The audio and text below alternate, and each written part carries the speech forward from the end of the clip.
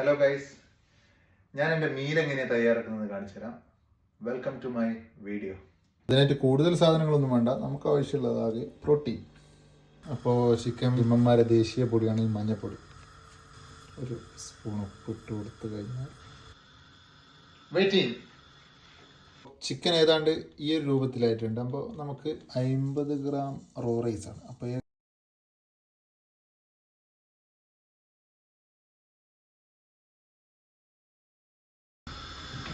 കുറെ കഴിക്കാലോ.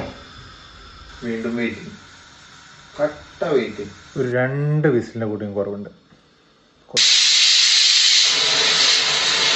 ഫൈനലി ആയിട്ടുണ്ട്. കുറച്ച് വെള്ളം കുറയണല്ലോ. അവസാനം തട്ടിക്കൂട്ടി ഇങ്ങനെയാണ് ചെയ്യാറ് സാധാരണ. ഇങ്ങനെ തന്നെയാണ് ആവാറും.